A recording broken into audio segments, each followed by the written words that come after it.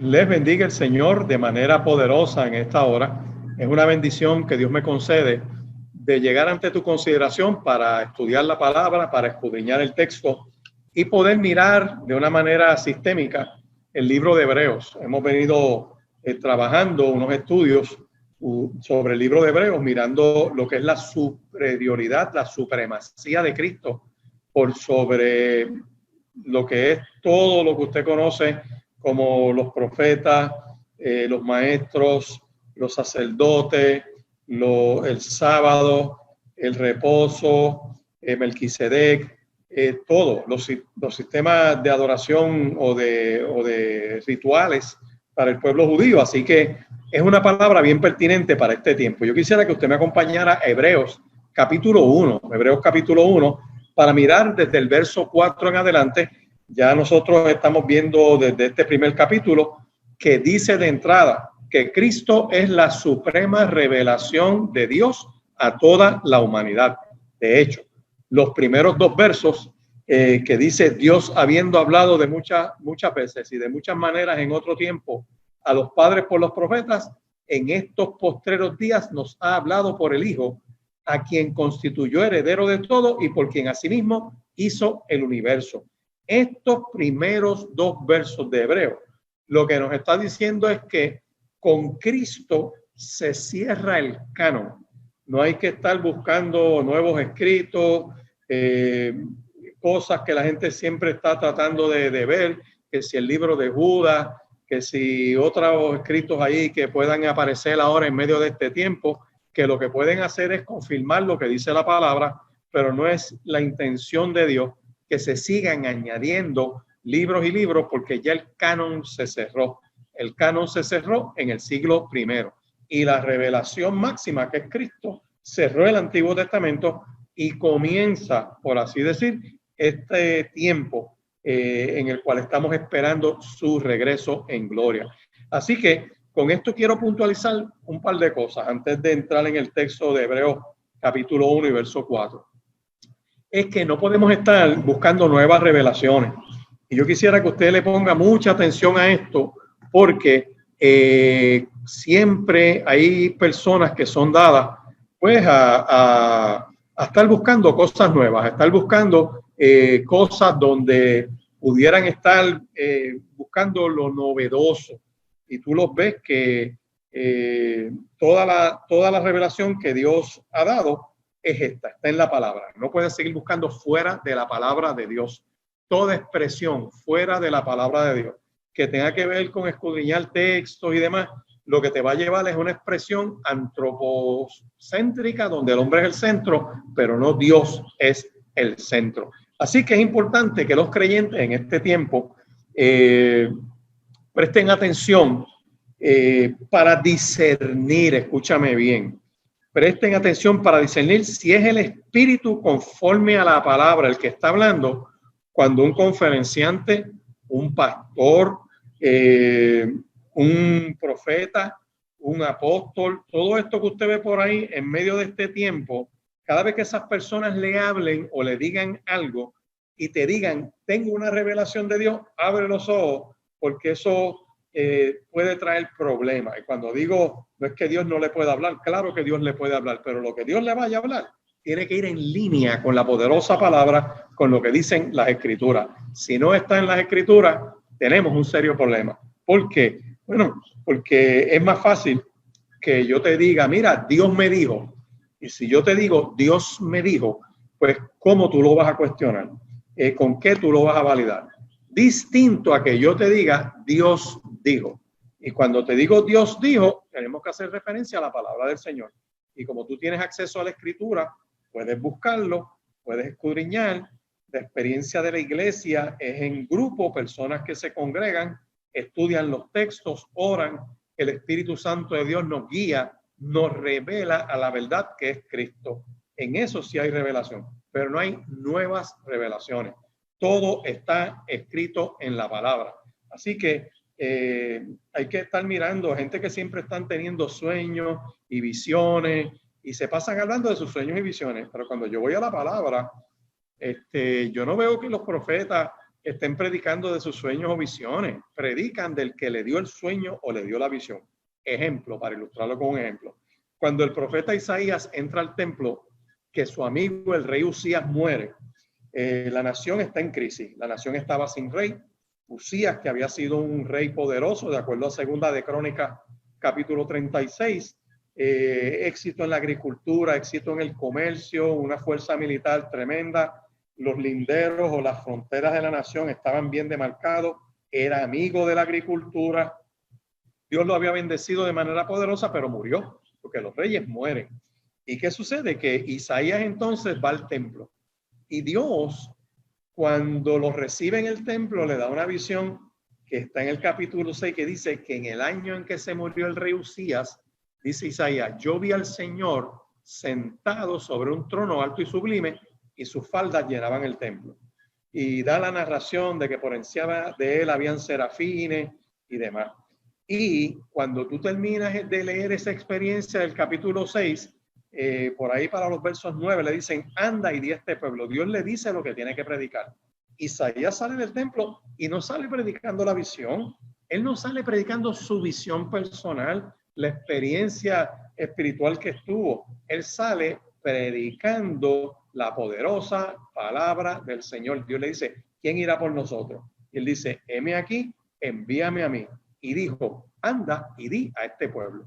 Con esta parte lo que quiero resumir es que hay que tener cuidado. Hay mucho movimiento profético, hay congresos proféticos, todo eso está bien, no está mal. Lo que quiero puntualizar con esto es que no se pueden salir de la palabra. Si se salen de la palabra, tienen un serio problema, porque Cristo cerró el canon. Su presencia sobre la faz de esta tierra cerró el canon, todo está profetizado, y dice Hebreos capítulo 1, y Dios, que habló de muchas maneras en este tiempo, nos habla por medio del Hijo. Así que yo quisiera honrar el título de este estudio, que no es otro que la superioridad de Cristo. Cristo superior a profetas y ángeles. ¿Por qué? Porque estamos en un tiempo donde hay una desviación. El doctor Rodríguez de Loíza decía, pastor Escribano, es que hay como un nuevo espiritismo evangélico que están buscando aquí, que Dios les hable acá. ¿Dónde está hablando Dios? ¿A quién use? La gente sale buscando personas que Dios use para que le digan algo. Pero esas personas que se pasan buscando líderes y profetas y gente que le digan algo, por regla general son personas que no leen la palabra de Dios. Son personas que no escudriñan los textos. Y como están vacíos, no tienen conocimiento de la palabra, pues se les hace cómodo buscar a alguien que les ministre una palabra. Son los que se pasan diciendo, ora por mí, por favor, oran por mí, pero ellos no hacen una oración. Ellos no se pasan orando, ni pueden orar porque quieren tomar ventaja de la oración de otras personas. Claro que oramos por los unos por los otros, pero quiero puntualizar que Cristo es superior a los profetas. Un profeta no es otra cosa que un mensajero, un nabí, un portavoz de unas buenas nuevas. Y cuando yo voy al texto, una de las primeras distinciones que yo veo entre Cristo y los profetas es que los profetas hicieron algo que Dios les dio para compartir. En otras palabras, los profetas, Dios les da una asignación, Dios los llama. De hecho, está en el libro de Efesios capítulo 4. Dice que Dios comisionó a unos apóstoles, a otros profetas, a otros pastores y maestros para edificar el cuerpo de Cristo. Así que hay don profético en este tiempo, yo no tengo duda de eso, pero está enmarcado dentro de la palabra de Dios. Y quiero buscar en Primera de Corintios, capítulo 14, y lo puedes buscar conmigo, Primera de Corintios, capítulo 14, el verso 3, que dice bien claro que el que profetiza habla a los hombres para tres cosas. 1, edificación. 2, exhortación. Y 3, consolación. Todo ejercicio profético que se esté dando en medio de este tiempo en una iglesia tiene que ir dirigido a una de esas tres cosas. El profeta le ministra a un pueblo y lo exhorta, ¿verdad? Lo edifica. O sea, primero edifica. Edifica es que le da fundamento, le da contenido de la palabra para que la gente pueda ordenar su vida conforme a lo que dice la Escritura. Podemos usar varios temas de familia, de temas de liberación, temas de mayordomía, temas de estilos de vida que honren y glorifiquen a Dios. El manejo de la finanza, la función de evangelística de cada uno, de dar testimonio, de ser luces en medio de las tinieblas, de cubrir a otros en oración, de tener misericordia por el necesitado. Todo eso está enmarcado en ese ministerio profético de la edificación, que las cosas se hagan conforme a lo que dice Dios en su palabra. Y los profetas, Dios les da esa gracia de confrontar con las escrituras para llevarlo, para ordenarlo hacia lo que es el plan y el propósito de Dios.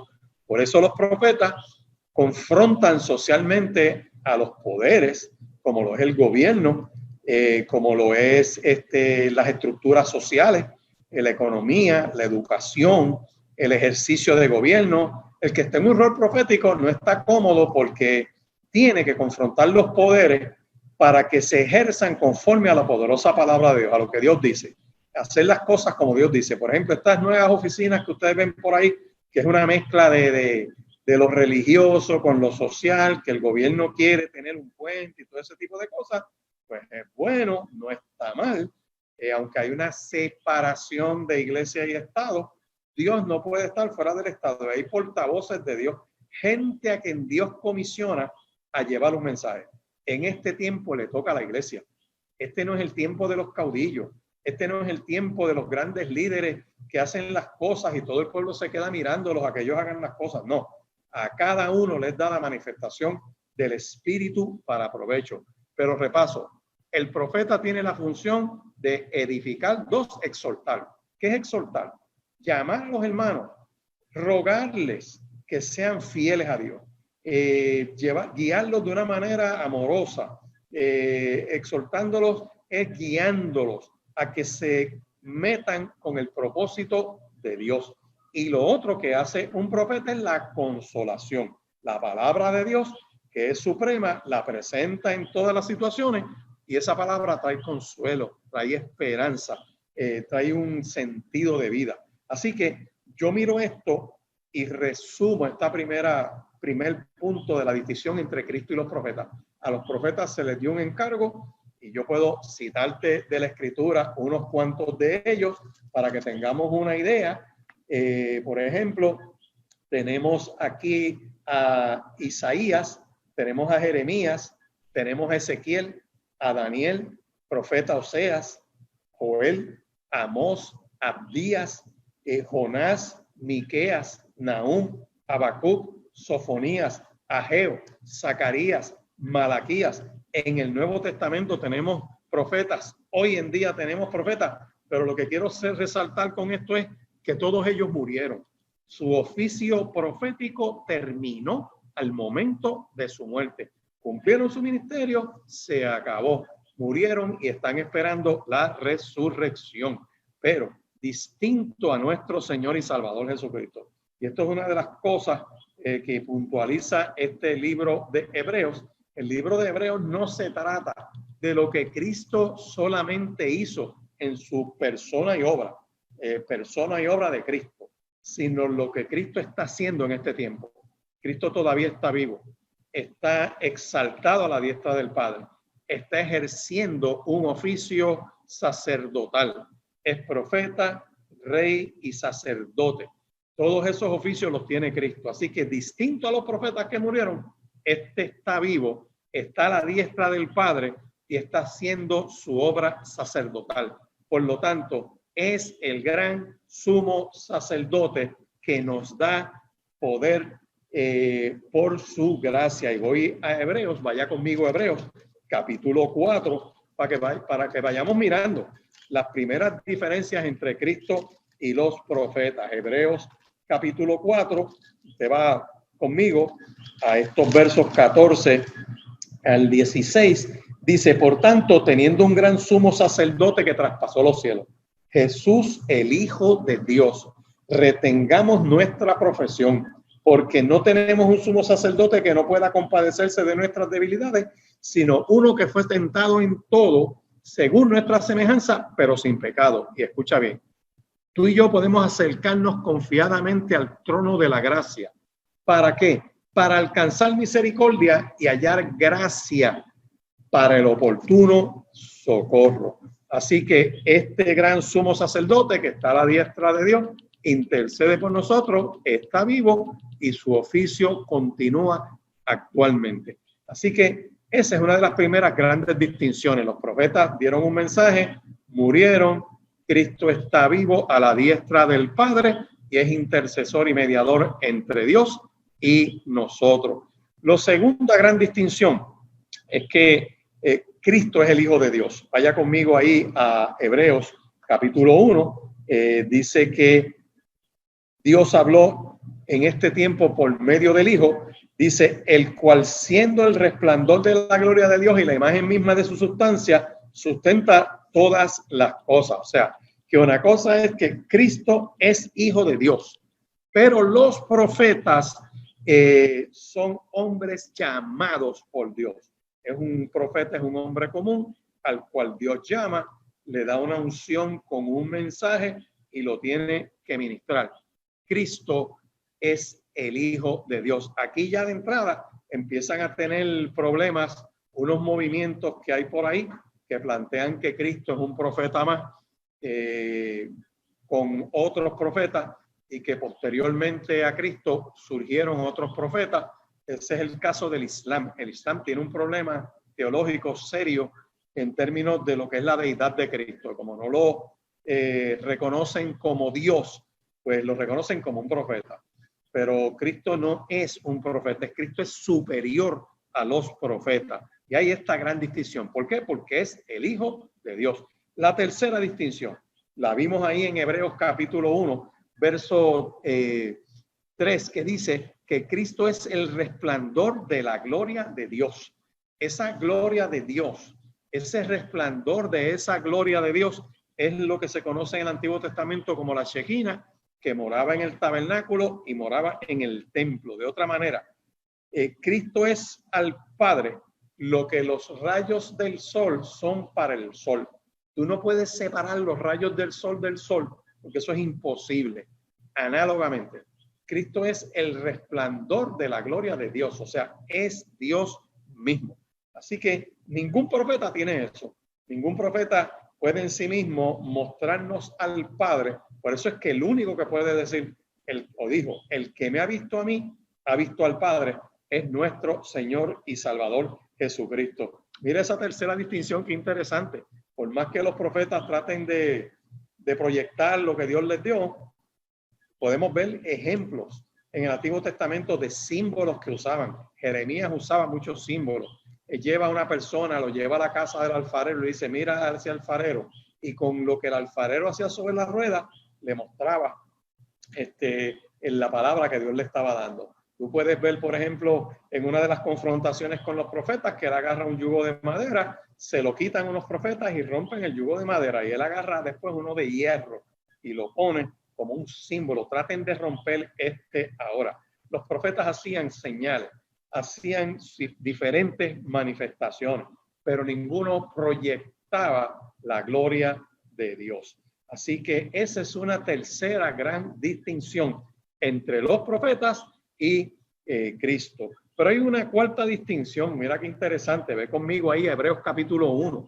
Dice que Cristo, dice, además de ser la imagen misma de su sustancia, quien sustenta todas las cosas con la palabra de su poder.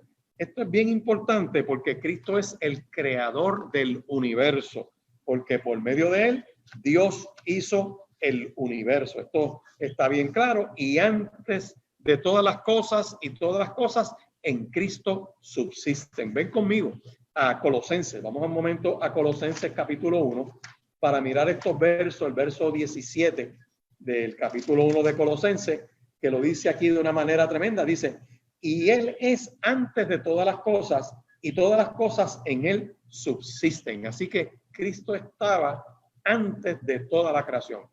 Los ángeles fueron creados, los seres humanos fueron creados, el mundo que nosotros conocemos y el universo que nos conocemos es creado. Cristo participó en esa creación. Y esto es una gran distinción, ¿verdad? Ningún profeta creó nada.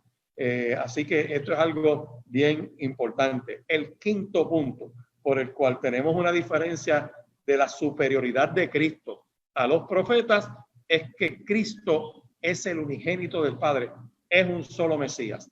Por definición, a quien Dios unge es al Mesías. Por eso es que nosotros vemos en Mateo capítulo 3, cuando Juan el Bautista está en el desierto, en su culto, ministrando al lado del Jordán, llevaba a la gente al Jordán, los bautizaba, y de momento, en una de esas experiencias que Juan tiene, se aparece Cristo. Me gusta mucho cuando el Evangelio según San Juan narra que Juan ve que Cristo se acerca y dice: he ahí el Cordero de Dios que quita el pecado del mundo. Y Cristo se le acerca y le pide que lo bautice. Cuando vamos a Mateo capítulo 3, vemos esa discusión entre Cristo y Juan, donde Cristo le pedía que lo bautizara, Juan no lo quería bautizar, porque el concepto que Juan tenía de Cristo está en el mismo Mateo. En Mateo se narra que Juan el Bautista decía: yo no soy digno de calzarle o atar el calzado del que viene detrás de mí, porque yo los bautizo a ustedes con agua, pero ese bautiza con Espíritu Santo y fuego. Pero dice algo más, dice: su aventador está en su mano, y él meterá ese aventador, esa hoz, en la cosecha, y va a separar el grano de la paja. La paja la agarrará y la quemará en fuego que nunca se apagará, y el grano lo pondrá en el granero de Dios. En otras palabras, Cristo es quien decide quién se salva y quién no se salva. Ningún profeta puede hacer eso. Los profetas pueden dar una palabra, pero no tienen la certeza de saber quién entra y quién no entra al reino de los cielos. Vamos con una estampa que me gusta mucho. Un profeta llamado Jonás. Jonás, Dios le da un sermón y le dice: vete a Nínive, predícale y diles que en 40 días los voy a barrer, los voy a destruir. Y Jonás, pues ustedes conocen esa narrativa, son 4 capítulos bien interesantes. Al principio no obedece, pero termina pues en el capítulo 3 yendo a Nínive y a predicar el mensaje. Y empieza a predicar el mensaje sencillo, un mensaje que no tiene misericordia, no tiene nada más que juicio. De aquí a 40 días Dios los va a destruir. Dice que la ciudad recibe el mensaje, el rey recibe el mensaje, todo el mundo se humilla, todo el mundo se postra y declaran ayuno y silicio, y Dios aparta ese juicio sobre Nínive en ese momento, porque seguimos escudriñando otros profetas y el juicio vino tiempo después. El juicio vino por la conducta de esa ciudad. Pero lo que quiero traer con el punto aquí es que Jonás se molesta porque Dios perdona a la ciudad de Nínive. Y hay ¿verdad? Esa discrepancia que tiene, pero a quien Dios define como Mesías es uno, y es Cristo. Por eso es que Juan, y lo distingo, por eso traigo el ejemplo de Jonás, porque Jonás es un profeta, da un mensaje, y lo que va a pasar solo Dios lo sabe. Pero cuando hablamos de Cristo, que es el que tiene el aventador en la mano, es el que determina, en él se determina quién se salva y quién se pierde. Por eso es que en el Evangelio según San Juan, capítulo 3, él dijo: y esta es la condenación, que la luz vino al mundo y los hombres amaron más las tinieblas que la luz, porque sus obras eran malas. Y como no quieren cambiar, aborrecen la luz. Esa es la condenación, rechazar a Cristo. Así que Cristo, cuando miramos ese bautismo de Juan, que finalmente Juan lo obedece, bautiza a Cristo, dice que los cielos se abren y el Espíritu desciende en forma de paloma y se postra sobre Cristo. Es una unción que viene de Dios y se oye la voz de los cielos que dice: este es mi Hijo amado, en quien tengo complacencia. Así que por definición, al que Dios unge es al Mesías. Hay un solo ungido, un solo Mesías, un solo Señor y Salvador, Cristo Jesús, Señor nuestro. Ningún profeta tiene eso. Por eso es que hay que tener cuidado, porque profetas hay muchos, pero Cristo hay uno solo. Y está a la diestra del Padre y regresa en gloria. Con esto me detengo a recordarles una de las señales de los tiempos, que surgirán falsos cristos engañando a personas y los engañarán. Así que tenemos ahí una quinta diferencia entre Cristo y los profetas. Cristo es uno y los profetas son muchos. La sexta distinción es que Cristo trae un mensaje total y completo. No hay que añadirle más nada. Por eso es que cuando sigamos escudriñando el libro de Hebreos, nos vamos a dar cuenta que Él es el mediador, es el sacerdote del nuevo y mejor pacto con mejores promesas, porque el primer pacto era el que nos concientizaba de nuestra necesidad de un pacto perpetuo. Ese primer pacto era insuficiente, era pasajero y no tenía la redención que tiene este. ¿Por qué? Porque en este el sacerdote que presenta delante de Dios lo hace perpetuamente y para siempre. Es sempiterno, por siempre eterno. Así que mientras que los profetas tenían un mensaje progresivo, tenemos la primera profecía que se conoce en la Biblia en Génesis capítulo 3, verso 15, empieza a desarrollarse con el concepto de la simiente. Dios se le aparece a Abraham, le empieza a hablar a Abraham en el capítulo 12, empieza esa promesa y esa revelación progresiva de Dios, primero con Abraham, después con Isaac, después con Jacob, después a través de las tribus, después a Moisés. Moisés guía a un pueblo y estamos viendo cómo después levanta un caudillo para cruzarlos a la tierra prometida, que era Josué. Surgen los jueces, Dios levanta entonces profetas para ir guiando a un pueblo, y toda esa revelación progresiva de los profetas era como por pedazos, era por segmento. Hay que mirarlo todo, sumarlo todo para darnos cuenta que toda esa profecía y toda esa revelación giraba en torno a nuestro Señor y Salvador Jesucristo. Pero el mensaje de Cristo es completo. Por eso es que cuando uno mira, por ejemplo, Juan capítulo 3, ve la charla que tiene Nicodemo y se le acerca a Cristo preocupado con unos mensajes que Cristo había dado y le pregunta sobre el reino de los cielos, y Dios le mete mano, Cristo le mete mano en ese capítulo, creo que es Juan capítulo 3 por ahí, le dice, Nicodemo, para empezar el reino de los cielos lo puedes ver. Le empieza a dar una progresión, puedes ver el reino, pero para entrar tienes que nacer de nuevo. Y Nicodemo entonces le dice a Cristo, pero ¿cómo yo puedo entrar? ¿Puedo nacer otra vez? Entrar en el vientre de mi madre y nacer de nuevo. Y entonces Cristo lo lleva a las revelaciones de Jeremías y le empieza a hablar y le dice, tú eres maestro de Israel y no sabes estas cosas. Y aquí viene la distinción. Le dice, yo del cielo he venido.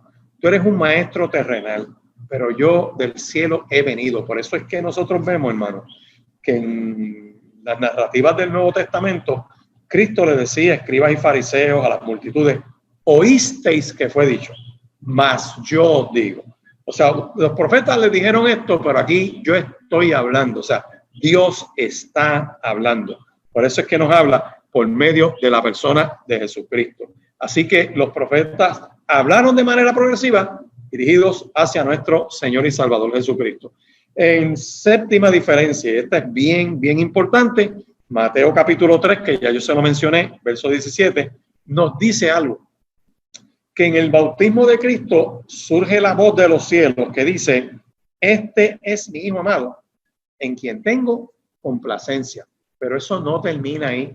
Vaya conmigo a Mateo capítulo 17 y versos del 1 en adelante. Es el pasaje de la transfiguración, y en este pasaje él toma a Pedro, a Jacobo y a Juan, los lleva y a su hermano, los lleva a un monte, se transfigura delante de ellos y dice, y resplandeció su rostro como el sol y sus vestidos se hicieron blancos como la luz.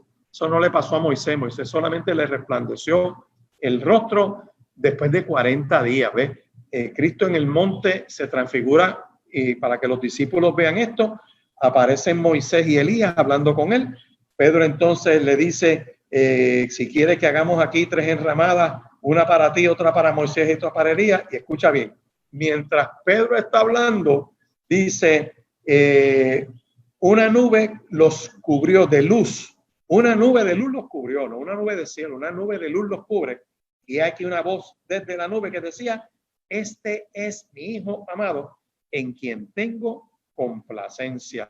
Yo quiero que tú sepas que de ningún profeta Dios hizo una expresión de ese tipo. Así que no ha habido un profeta en la humanidad, ni lo hubo, en el cual Dios haga ese tipo de expresión. Y hay que tener cuidado porque por ahí hay farsantes, que quiere hacer trucos de magia, convierten el agua en vino, tratan de con la sombra de ellos en un culto con las luces, a ver si pasa algo, y están con todo este tipo de detalles que distraen a la gente de lo que es la palabra de Dios y lo montan en el espectáculo en llevar la atención a estos profetas de este tiempo. Así que míralo bien, Mateo 3:17, Mateo 17:5, Dios hablando, diciendo, este es mi Hijo amado en quien tengo complacencia. Una octava distinción entre los profetas y Cristo es que en múltiples ocasiones estos profetas estuvieron hablando del Cristo que habría de venir. Esto es en referencia, por ejemplo, a lo que dice la palabra del Señor, como en Isaías. Vamos a Isaías, conmigo Isaías capítulo 42. Isaías capítulo 42, verso 1, que dice, he aquí mi siervo, yo le sostendré, mi escogido, en quien mi alma tiene contentamiento. He puesto sobre él mi espíritu, traerá justicia a las naciones. Otra de las profecías sobre el Mesías, o sea, los profetas hablaban del Mesías. Cristo no está hablando de los profetas. Cristo no está pronosticando que viene otro profeta y que su oficio profético va en línea con los que vienen detrás de él. Es que este es el último, es la última revelación de Dios para la humanidad. Por eso es que los profetas hablaban de Cristo. Isaías 42:1. Este es mi siervo, lo tomaré de mi mano, mi escogido, lo he puesto sobre él mi espíritu y traerá justicia a las naciones. Eso lo vemos en el bautismo y en la transfiguración. 2. Cuando Daniel, capítulo 7, Daniel tiene un sueño y Dios en ese sueño le da una visión. Vaya a Daniel capítulo 7, un momento, versos 9 y 10, que dice que durante esta visión Daniel dice, estuve mirando hasta que fueron puestos tronos y se sentó un anciano de días, cuyo vestido era blanco como la nieve y el pelo de su cabeza como lana limpia. Su trono llama de fuego y las ruedas del mismo fuego ardiente. Un río de fuego procedía y salía de delante de él. Millares de millares le servían y millones de millones asistían delante de él. El juez se sentó y los libros fueron abiertos. Vaya conmigo a Daniel 7, versos 13 y 14. Dice, miraba yo en la visión de la noche y aquí, con las nubes del cielo, venía uno como un hijo de hombre que vino hasta el anciano de días y le hicieron acercarse delante de él y le fue dado dominio, gloria y el reino y para que todos los pueblos, naciones y lenguas le sirvan. Su dominio es dominio eterno, nunca pasará y su reino uno que no será destruido. Simplemente los profetas anunciaron al que había de venir. Esto es a Cristo. De hecho, Cristo vino ya por primera vez y regresa por segunda vez sin relación a pecado a levantar a su pueblo. Subrayo una de las cosas que hace el libro de Hebreos. No solamente habla de la persona y obra de Cristo con lo que hizo, sino de lo que está haciendo actualmente en este tiempo en el reino de los cielos. Su obra continúa en los cielos y será por la eternidad. Eso no lo tiene ninguno de los profetas porque la obra de los profetas terminó cuando ellos murieron en la faz de esta tierra. Ellos dieron lo que Dios les dio y eso es todo. Por eso es, y con esta parte cierro el contraste entre Cristo y los profetas, que las profecías se acabarán, dice Primera de Corintios capítulo 13 y verso 8, el amor nunca deja de ser, pero las profecías se acabarán y cesarán las lenguas y la ciencia acabará. Ahora bien, Hebreos enfatiza la superioridad de Cristo no solamente sobre los profetas, sino sobre los ángeles, que es el otro tema que quiero tocar en el tiempo que me queda en esta reflexión. Es que los ángeles eran bien significativos para el pueblo de Dios. En la angelología, los judíos, por eso es que en una Moisés dice, yo no me muevo de aquí si tu ángel no va delante de mí. Jacob tiene una experiencia donde está de noche y tiene una visión y ve una escalera que estaba apoyada en la tierra hacia el cielo. Ángeles bajaban y ángeles subían. Vemos como, por ejemplo, el papá de Sansón, Manoah y su esposa tienen de frente un ángel que recibe la ofrenda de ellos y la quema en fuego y se va en una llama de fuego hacia los cielos. Tienen una visión angelical. Gedeón está sacudiendo trigo en el lagar para esconderlo de los madianitas en Jueces capítulo 6 y vemos cómo el ángel lo estaba mirando y el ángel después se le revela. Así que eran bien significativos y como eran tan significativos para el pueblo, el autor de Hebreos, y lo hemos dicho otras veces, hay como 14 teorías distintas de distintos posibles autores del libro de Hebreos. El mismo libro no lo dice, así que todo sería una conjetura, tratar de especular quién lo escribió. Pero cita a Deuteronomio capítulo 33, donde narra la bendición que Moisés le da al pueblo. Y esto es bien importante porque él dice que Dios viene desde el monte Sinaí, se aparece en el monte Seguir, que resplandecía desde el monte de Parán y vino de entre 10 millares de santos, entre paréntesis, ángeles, con la ley de fuego a su mano derecha. O sea, que en la tradición del pueblo de Israel se entendía que Moisés recibe la ley en medio de una manifestación de los ángeles. Así que los ángeles tenían bastante, por así decir, tenían bastante respeto por parte del pueblo y se le dieron la ley a Moisés, que era el caudillo más grande que el pueblo de Israel tenía. Había una tendencia a estar pendiente de los ángeles. Y como el pueblo de Dios que se convierte a Cristo, judíos que se convierten en Cristo, hacen esta distinción, porque esta epístola va dirigida a pueblo judío que ha creído en Cristo para que no regresen para atrás, para que no vuelvan a los festivales, a que no vuelvan a las ordenanzas, a que no regresen a la ley, porque si regresan a la ley y la tratan de cumplir, no la van a poder cumplir. Dice Esteban durante su juicio y ejecución en Hechos capítulo 7, verso 53, que el pueblo de Israel recibió la ley por disposición de los ángeles. Dice, y no la guardaron. Dice, en la epístola a los Gálatas, el apóstol Pablo le escribe a la iglesia de Gálatas y les menciona que la ley fue añadida a la promesa para mostrarle a la gente sus pecados, pero que la intención era que la ley durara solo hasta la llegada del Mesías prometido. Y Gálatas 3:19 dice que por medio de ángeles Dios entregó su ley a Moisés, quien hizo de mediador entre Dios y el pueblo. Y entonces Hebreos dice, mira, para que ustedes tengan las cosas claras, Cristo creó los ángeles. En el principio era el verbo y el verbo era con Dios y el verbo era Dios. Es Dios mismo, es la imagen de Dios mismo, así que es superior a los ángeles. El autor del libro de Hebreos, quiere asegurarse de que el pueblo cristiano tenga claro quién es Dios.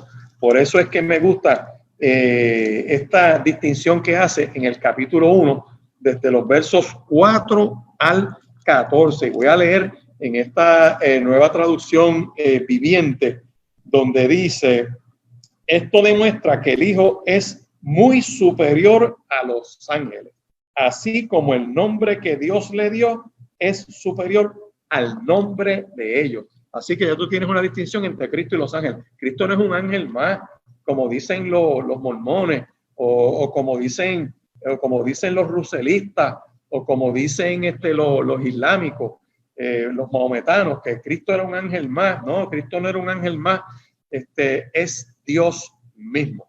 Pero hay algo bien interesante también en estos versos 4 al 14. Vaya conmigo al verso 6. En el verso 6 de Hebreos capítulo 1 dice de una manera bien directa, además, cuando trajo a su Hijo Supremo al mundo, a su Hijo unigénito, Dios habló y dijo, que lo adoren todos los ángeles de Dios. Esto es bien importante porque cuando aquí está hablando, y mucha gente se confunde con este término de primogénito. Primogénito no siempre significa el primer hijo. En el caso de primogénito, aquí se está refiriendo. Es digno de adoración. Acuérdate que nos dice esta palabra que Dios le dijo a los ángeles, adórenlo. Por eso es que cuando Cristo se encarna en Belén de Judea, aparecen las huestes celestiales y la multitud de ángeles diciendo gloria a Dios en las alturas y en la tierra paz y buena voluntad para con los hombres. Así que tenemos que recordar que el término primogénito en la Biblia no siempre significa que se nació primero, y quiero ¿verdad? enfatizar eso. Si usted va, por ejemplo, al Salmo 89, vaya conmigo un momento al Salmo 89, verso 27, Salmo 89, verso 27, para que usted se vaya dando cuenta de que se habla de Salomón como el primogénito. Salmo 89, verso 27, se refiere a Salomón como el primogénito. Yo también le pondré por primogénito, el más excelso de los reyes de la tierra, y por ahí sigue hablando. Aunque de acuerdo a la genealogía de Primera de Crónicas, capítulo 3, versos del 1 al 5, él era el 10º hijo. Sin embargo, se está hablando no que sea el primer hijo, en este caso era el 10º, sino en cuanto a honor, es un título de honor y un título de rango, porque en el caso de Cristo, pues es el primogénito de entre los muertos, el soberano de los reyes de la tierra, todo fue hecho por medio de él para él, él es el resplandor de la gloria de Dios, es la imagen misma de Dios, de su sustancia, por eso es el único que puede decir, el que me ha visto a mí, ha visto al Padre. Así que es el primogénito entre los muertos, dice Colosenses capítulo 1 y verso 18, porque cuando Cristo vino al mundo, los ángeles lo adoraron. Cuando voy aquí mismo a Hebreos capítulo 1 y verso 7, me da otra distinción entre Cristo y los ángeles. Es que se hace referencia, y en esto todos los comentarios que me encuentro, se utilizan 7 pasajes del Antiguo Testamento en referencia a los ángeles, contrastándolos con Cristo, para que la gente vea que desde el principio se está hablando del Mesías que ha de venir, que es superior a los ángeles. Y aquí se hace referencia en el verso 7 de Hebreos capítulo 1 y verso 7, cuando dice, pero con respecto a los ángeles dice, él envía a sus ángeles como vientos y a sus sirvientes como llamas de fuego. Esto es una metáfora bien interesante en referencia al Salmo 104, verso 4, que dice, él hace a los vientos sus mensajeros y a las flamas de fuego sus ministros. Los ángeles son mensajeros de Dios, portadores de un mensaje que Dios da. Me detengo aquí para enfatizar un punto bien importante, y no quiero que se me olvide, que por eso es que el apóstol Pablo dice, miren, tengan cuidado, este es el evangelio, no hay otro evangelio. Y si aún apareciera un ángel anunciando otro evangelio, no le crean. O sea que ya el canon se cerró con la revelación que es de Cristo. Si tú tienes una visión en algún sitio, en algún retiro, en algún ayuno, donde un ángel te viene con un cuento, con una manifestación que choca con la palabra de Dios, eso no es de Dios. El apóstol Pablo dice, no le creáis. Y avanzo en estos minutos finales que me quedan. Cristo es entronizado y ungido. Miren los versos 8 y 9 de Hebreos. Por eso es que Hebreos es bien importante. Cuando dice, pero al Hijo le dice, tu trono, oh Dios, permanece por siempre y para siempre. Tú gobiernas con el cetro de justicia. Amas la justicia y odias la maldad. Por eso, oh Dios, tu Dios te ha ungido, derramado el aceite de alegría sobre ti, más que sobre cualquier otro. Estos versos 8 y 9 son una referencia al Salmo 45, versos 6 y 7, que dice, tu trono, Dios, es eterno y para siempre, cetro de justicia es el cetro de tu reino, has amado la justicia, aborrecido la maldad, por tanto Dios te ungió, el Dios tuyo, con óleo de alegría, más que a tus compañeros. Ya es evidente, hermano y amigo que me estás escuchando, que los ángeles ministran delante del trono, pero no se sientan en el trono. Hay una gran diferencia entre el Cristo que está a la diestra del Padre y los ángeles que están en la adoración delante de ese trono. Si miramos el Salmo 110, y es bueno que lo repasen, vamos a ver que Cristo está a la diestra del Padre, el mismo Cristo que cita este Salmo. Vaya conmigo a Marcos. En Marcos capítulo 14, verso 62. Se lo voy a leer, Marcos capítulo 14, verso 62. El mismo Cristo, cuando está en el juicio que le hace en el patio en Anás, Caifás y sus secuaces, es interesante porque ellos le dicen: ¿eres tú el Mesías, el Hijo del Bendito? Y Jesús les dice: yo soy. Y ustedes verán al Hijo del Hombre sentado en el lugar de poder a la derecha de Dios y viniendo en las nubes del cielo. Aquí se hace una referencia bien clara, ¿verdad? A la deidad de Cristo, a la diestra del Padre. Cristo es el creador eterno y es una referencia en los versos 10 y 12 de Hebreos, que todo fue creado por medio de él y para él, y da esta explicación de una manera bien interesante en estos versos 10 y 12, cuando dice: tú, oh Señor, en el principio fundaste la tierra y los cielos son obra de tus manos.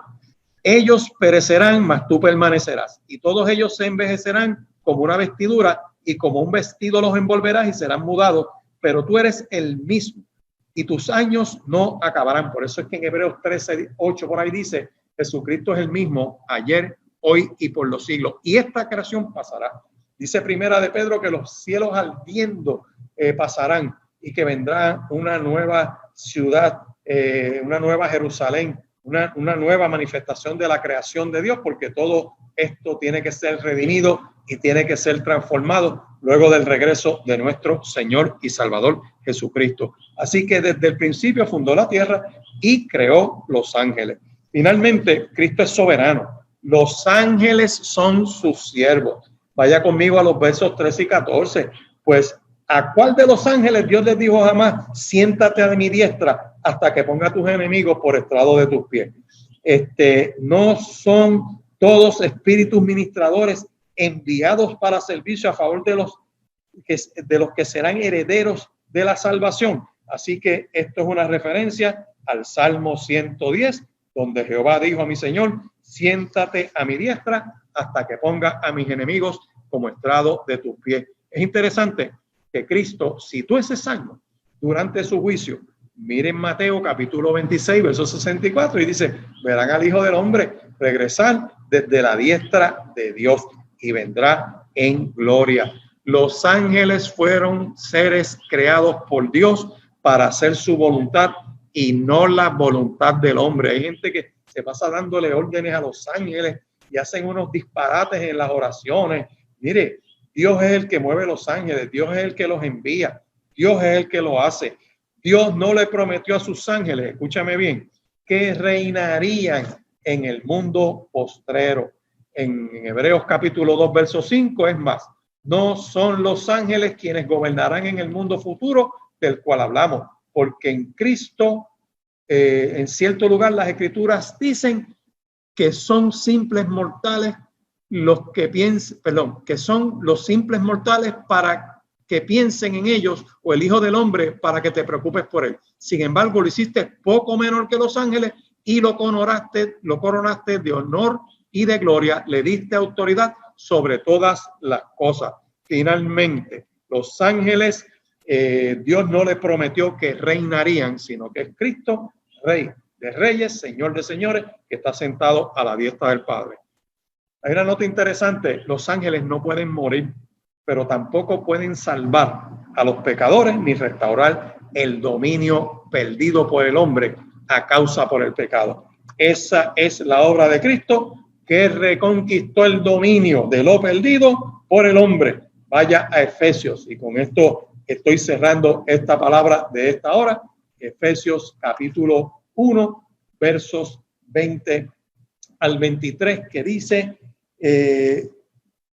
la operación del poder de la fuerza, la cual operó en Cristo, le resucitó de los muertos, lo sentó a la diestra en los lugares celestiales, sobre todo principado y autoridad y poder y señorío, y sobre todo nombre que se nombra, no solamente en este siglo, sino también en el venidero. Sometió todas las cosas bajo sus pies y lo dio por cabeza sobre todas las cosas a la iglesia, la cual es su cuerpo, la plenitud de aquel que todo lo llena en todo. Así que esa es la obra de nuestro Señor y Salvador Jesucristo. Y finalmente te exhorto a que prestes atención a las verdades expuestas en este libro para que no te desvíes y te deslices de esta verdad eterna. Padre, en el nombre de Jesús, bendice este pueblo que ha escuchado esta palabra, que tu Espíritu Santo la haga viva en su mente y en su corazón, que vengan a esta entrega y recibirte como Señor y Salvador, y que escriba su nombre en el libro de la vida. Llénalos de tu Espíritu Santo. En el nombre de Jesús. Amén y amén. Dios te bendiga y Dios te guarde.